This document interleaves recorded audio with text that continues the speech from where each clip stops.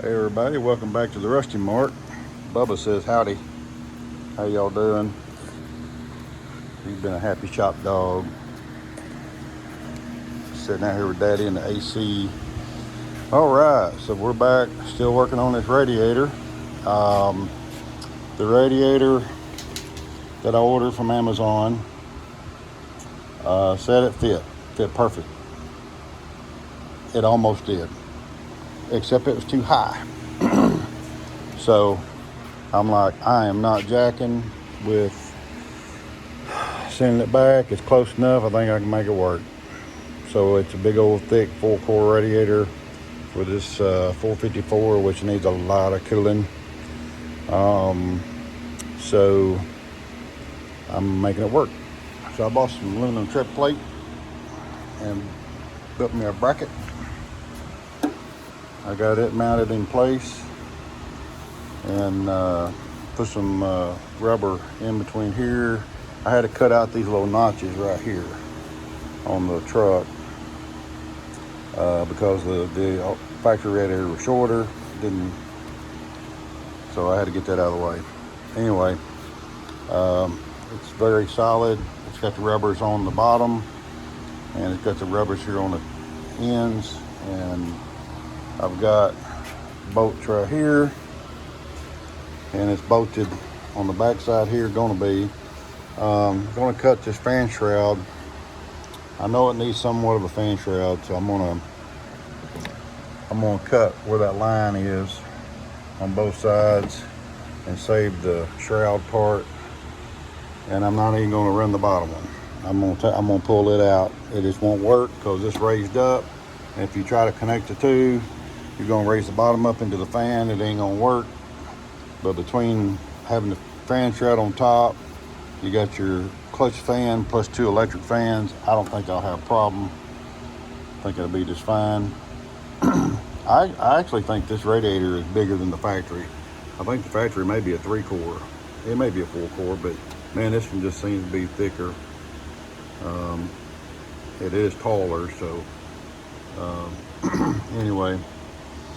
So that's where I'm at. I just got this mounted. So I got, like I said, I bought some tread plate, and this wasn't very pretty, but anyway, that's where the spring of the hood rests right here when it comes down. I've already checked height clearances on the hood, and all that's good. I had to,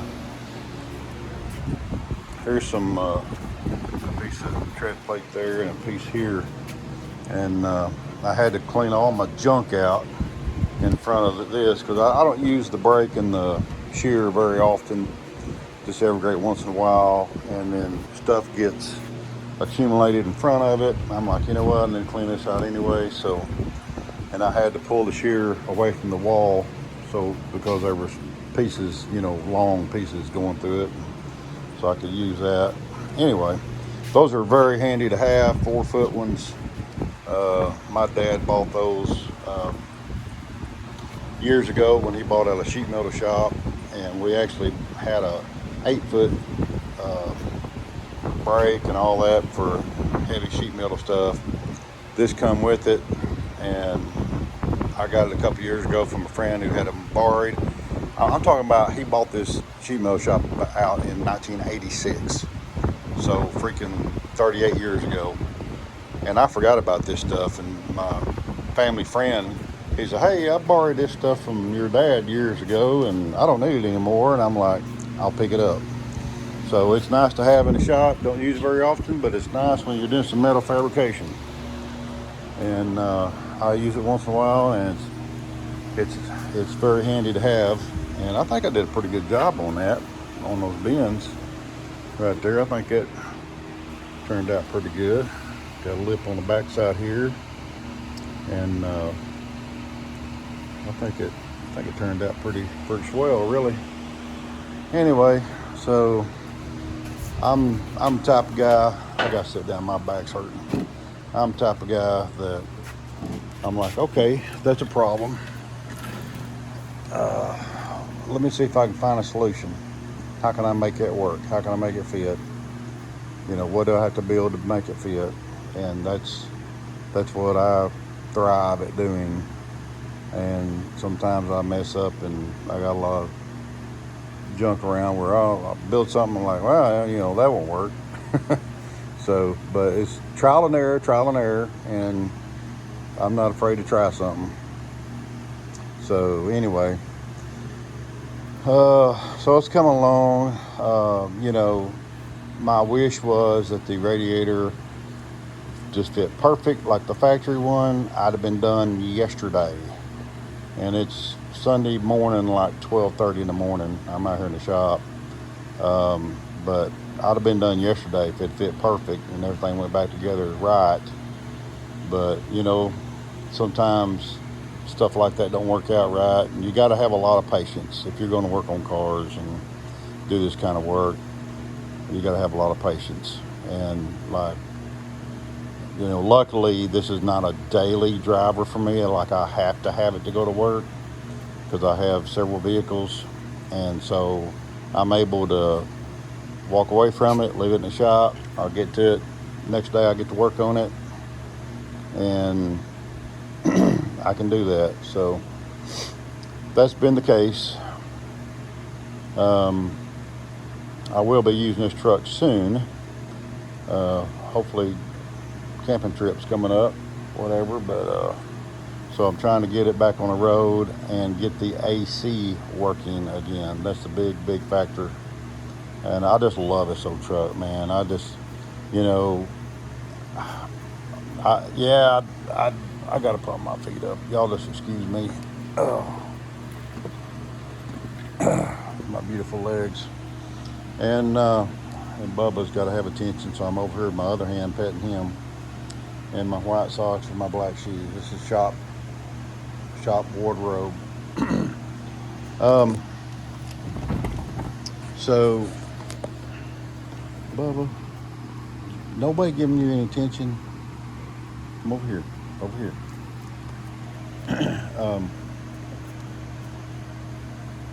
But I do, man. I love this old truck. It pulls what I want it to pull, and yeah, it burns a lot of gas. I don't care because, you know, yeah, I don't have a new truck. I don't have a $1,200 truck payment. So, it ain't a daily driver, and I just expect to put gas in it when I need to pull something. And I pull my tractor with it, and I have hauled a many of cars with this truck and my trailer, haul my camper. A couple years ago, I went to Michigan in it and brought home. My uncle was moving down, and he had one of those over the cab campers, big old camper, and I had my trailer with me, and I had taken a truck to my cousin in Indiana, and because I had all this planned out, and so I went up there and delivered that truck, went on up to Michigan, a couple more hours up the road, visited family, got a lot of family up there, and brought his 52 Mercury home, real nice classic car. And that camper, I didn't have my camper bought at the time, so it was just a truck bed. So anyway, we slid in that big old camper, and Lord, we'd like to have lost that thing a few times trying to get it lined up, and slid in, and oh my Lord, that was almost a travesty. But we finally got it on there, and I had to rework the jacks to it when I got it home, which was no big deal. And anyway, but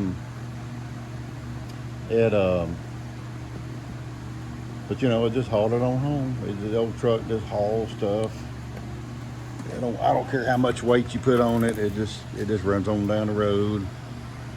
And I just love this old truck, man. The steering's tight on it, and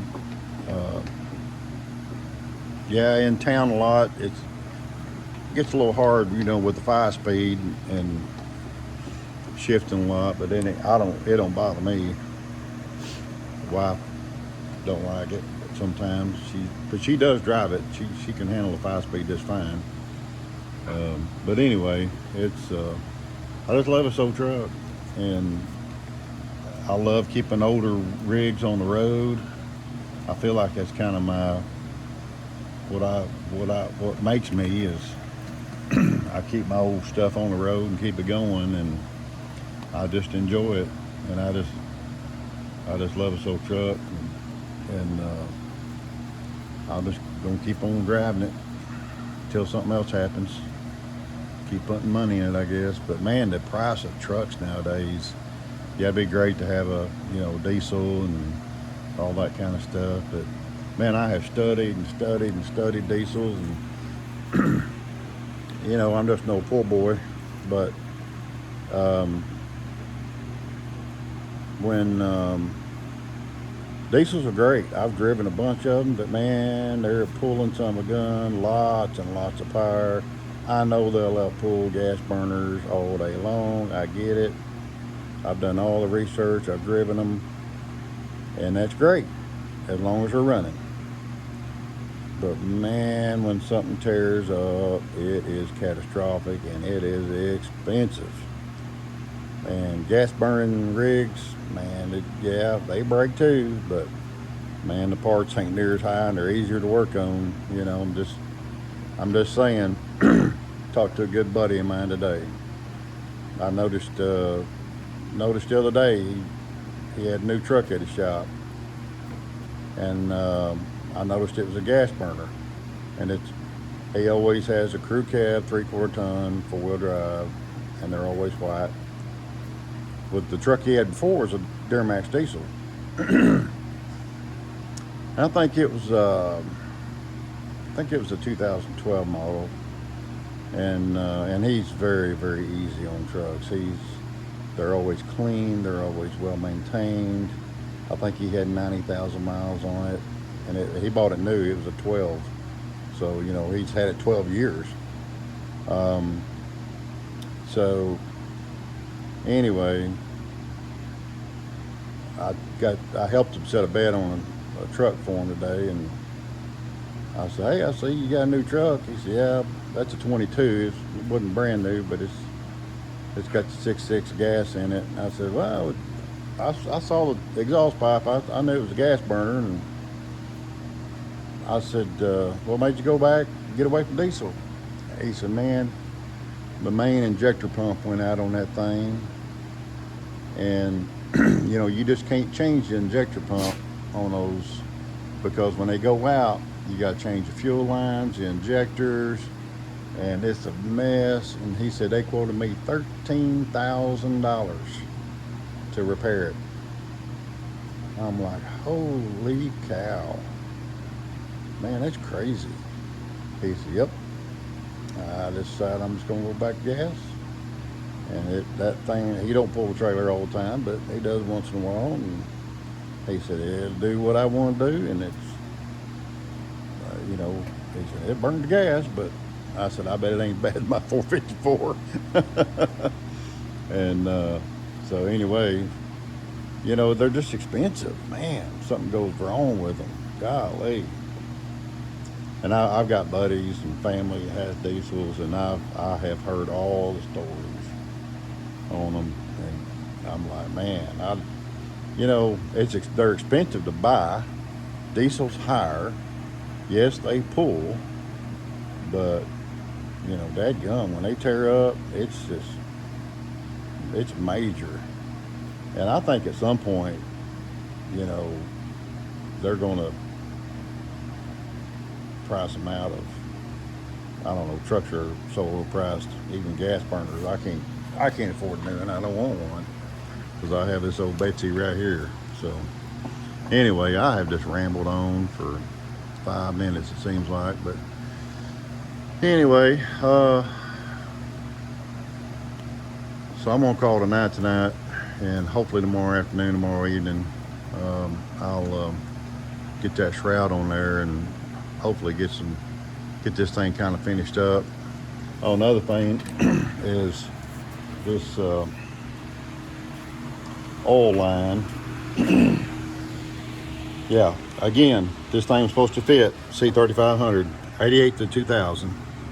Well, these oil lines, and it's got oil cooler on this side, you know, it won't, the threads are different on these, and that line won't fit inside this quick couple rig here, and I don't know what the crap I gotta do about that, but right now I'm just gonna hook them things together so I can move it around.